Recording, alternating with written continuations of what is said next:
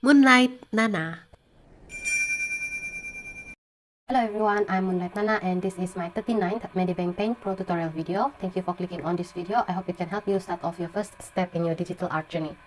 In the previous tutorial video, we learned how to change the color of the pasted material and edit item materials. For this Medibang Paint Pro tutorial, I will show you how to use what you have learned about materials in your digital art. Also, please remember that we are still under the topic of Medibang Cloud Service, but for this time, an internet connection is optional. If that's clear, then let's start. So basically, this tutorial video is simply a demonstration of how you can apply the knowledge of materials so that it becomes a skill. Just knowing how to paste material isn't cut it. You gotta know how to pick the good ones that could express what you draw effectively. The first thing to doing that is to know what you can use the materials for. There are a number of things you can use the material for. Most of the times, materials are used by those who draw comics or manga, but you can still use them for general uses. However, for this tutorial, I will be leaning towards the use for comics and manga. So please keep in mind that we'll be doing this like we are drawing manga. Here on screen, I have drawn a male character to be the subject of demonstration for today's tutorial video. Now, one of the basic things for using materials is to show color. I don't mean color as in color, I mean to give the expression of color. For example, I want to fill a color for this character's hair. But other than a black color, I can use the tile material, okay, to give more lighter color than a black hair color. Using the magic wand tool, I'll select the area of the hair and then refine it using the select pen tool. Okay, so here, fill this up like this, and put it here and here, like so. Okay, what else? Up here, and this bit. Also, be able to skip this one, okay, up, this one. This, I don't really want this one. Okay, so then there you have it. Okay, so now I'll pick a tile material for his hair, and then I'll paste it, hair shade, and then I'll paste it here, make some light adjustments, and then okay. So there you have it, a hair color that isn't so dark now. Next, you could even give color to this character's skin. Say you want the character to have a darker colored skin or a more tanned skin. Then using the tile material is your answer. Let's select the skin area this time. And here, and then I'll add this one in as well. So everything looking good. And then I'll pick probably this one. Then make some adjustments to there. And then so, there you have it. You have a character with dark skin. Cool, right? You can change the color however many times you want. So how about we try a slightly tanned skin this time? Say this one. And then I'll make some minor adjustments. After that, I'll click OK. And so there you have it. A character with slightly tanned skin. Alright. So then, so that's the first thing you can do with materials in your drawings, especially when drawing comic or manga, which is to show color. The next thing for using materials in your drawings is to show textures and patterns. For this, we'll be focusing on this character's clothes. Now, plainly looking at this shirt, you wouldn't know what texture it has. Is it rough or smooth? Is it soft or is it hard? Is it fluffy or just plain cotton? We won't know, so we usually just think it's like any plain shirts. Not only that, it is unattractive to look at. Quite plain, I must say. So this is where using the tone material comes in handy. Okay, so we'll go for the tone material this time. There are lots of tone materials which you can pick from that can give you a hint of what kind of texture something is. Let's try it out. First, we select the clothing. This one. And a little bit over here. Okay, then head on to the tone here and look what kind of material we'd like to use. I have a group for sand here. So let's try this out. Okay, so there's a few selection in here. Let's try the lighter version one first, like this one. Okay. Now press OK. Okay, see here, this clothing looks like a sandy texture now. So if we were to touch it, it probably feels coarse to the touch, like sandpaper. Now let's try another sand tone material. Okay, this time I'll be picking a much darker sand material. Okay, so I'll pick this one. and then maybe zoom out a little, and okay. Okay, this time this clothing looks much rougher and rugged, don't you think? It looks more like an asphalt road texture than it is suited for clothing, right? So this is probably not a suitable tone material for clothing, but it is best used for roads drawings. Anyhow, my point is you can use the tone material to create textures. Okay, not only that, you can even use the tone material to make patterns. Like for example, I have in my collection this camouflage pattern. Let's try to use this for this character's clothes. I'll undo this one first, and then use the magic wand tool to select these additional areas. Okay, and this one as well, and this, and okay. Then I paste the camouflage clothing tone material like this. Make some adjustment probably like this. Okay, and do it like that. Okay, so now okay, maybe color in these clothing lines as well. Let me do this, and for the clothing line I'll pick the tile, going for this one, and okay. So now here we have it, using tone and a little bit of tile material to make pattern. You can explore many more tone material on cloud or on the internet to be used on your art.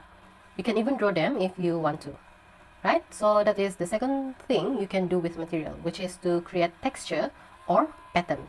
The third thing you can use material for is to express emotions or the atmosphere.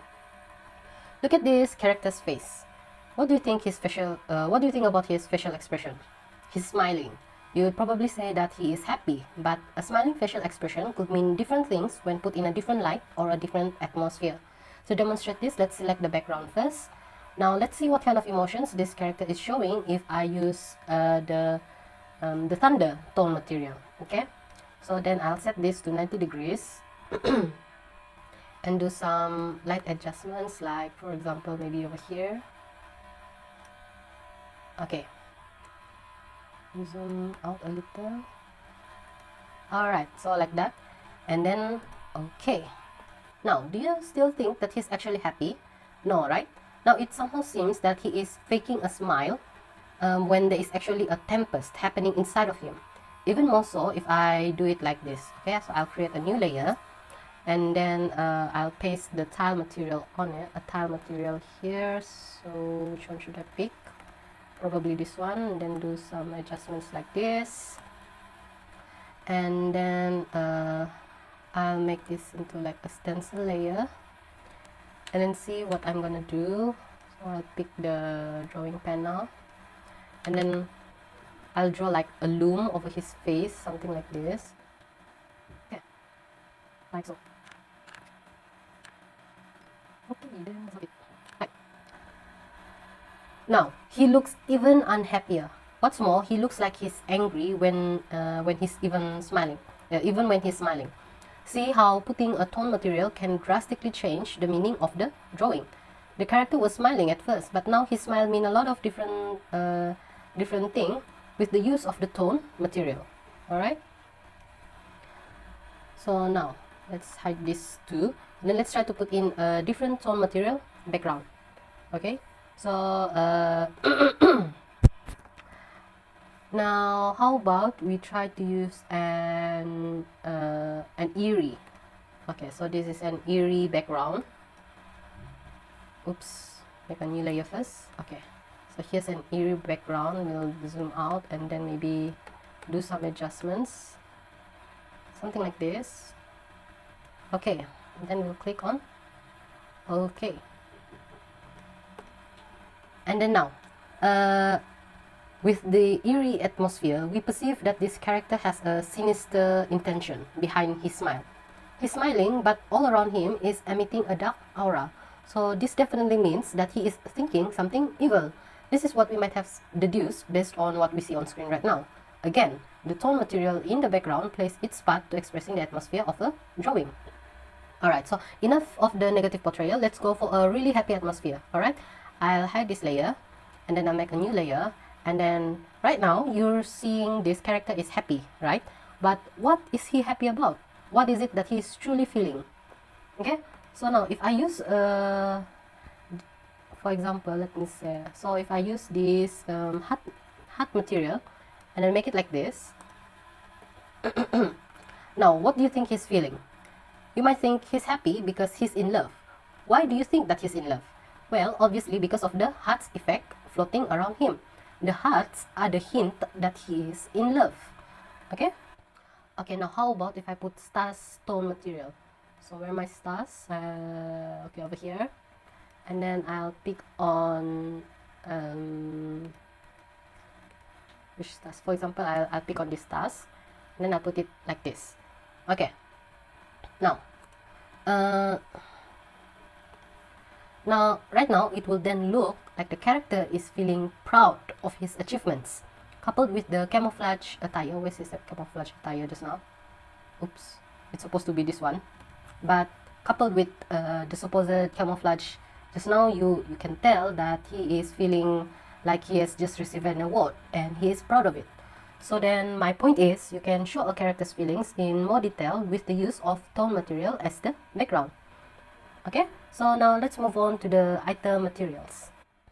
Now many of the item materials that I have are speech bubbles used in comics and manga. Of course, they come in handy for me as I could just pick one out and then like drag them onto the canvas and then make some adjustments like so. Okay. Now this is very handy and it's very quick.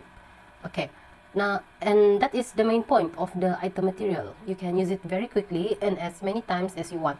Let's try to create an item that could often be used, especially when drawing manga or comic. Okay, so let me hide this one first and make a new layer here.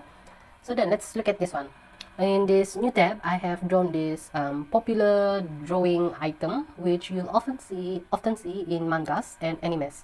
I don't know what it's called, but its main use is to show anger or annoyance, the feeling of a character, which is like anger or annoyance. Now, let's save this image into the material collection. Okay, so now I have it here, and then now that it's saved, I can use it anytime I want to, like on this character. Yeah. Okay.